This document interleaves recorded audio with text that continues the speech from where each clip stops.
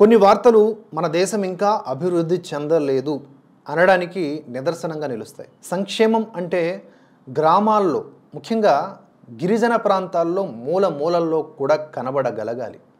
అప్పుడే ఆ దేశం నిజంగా డెవలప్ అయినట్లు. అంతదాకా అంటే మన గ్రోత్ రీచ్ అక్కడ వరకు చేరకపోతే మనం ఎన్ని ప్రగల్భాలు పలికినా శుద్ధ వేస్ట్.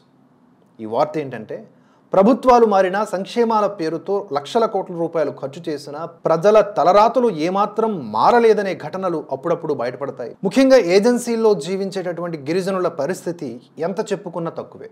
సరైన నీటి సౌకర్యం ఉండదు, వైద్యం అందుబాటులో ఉండదు, రహదారుల విషయం వచ్చేసరికి అస్సలు పట్టించుకోరు. అందుకు కారణాలు ఏవేవో చెబుతారు. ఏ కష్టం వచ్చినా సత్వర సాయం అందని పరిస్థితుల్లో ఎన్నో ఏజెన్సీలు మనకు ఉన్నాయి. తాజాగా అల్లూరి సీతారామరాజు జిల్లా ఏజెన్సీలో విషాదకర ఘటన ఒకటి వెలుగు చూసింది.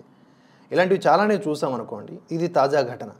తన కుమారుడి మృతదేహాన్ని స్వగ్రామానికి తరలించేందుకు ఏకంగా 8 కిలోమీటర్లు నడిచిన ఘటన హృదయాలను పిండేసింది. ఆలస్యంగా వెలుగు చూసిన ఈ ఘటన అనంతగిరి మండలం రొంపిల్లి పంచాయతీ చినకోనేల గ్రామానికి చెందిన ఒక కుటుంబం ఇటుక బట్టీలో పనిచేసేందుకు గుంటూరు వద్ద కొల్లూరు వెళ్ళింది. అయితే కారణాలేంటో తెలియదు కానీ వారి 3 ఏళ్ల కొడుకు మరణించడంతో ఇటుకల బట్టి యజమాని ఏం చేశాడంటే ఏజెన్సీ ప్రాంతం వరకు వచ్చి వారిని వదిలేసి వెళ్ళిపోయాడు. అక్కడి నుంచి గ్రామానికి చేరుకోవాలంటే సరైన రహదారి లేదు.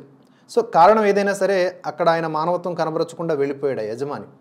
దీంతో ఈ 8 కిలోమీటర్లు కూడా తండ్రి తాత ఇద్దరూ కూడా చిన్నారి మృతదేహాన్ని మోసుకుంటూ తీసుకువెళ్లాల్సినటువంటి పరిస్థితి వచ్చింది. చెప్పండి, ఈ కేసులో మనం ఎవరిని నిందించవచ్చు, ఎవరిని ప్రశ్నించవచ్చు?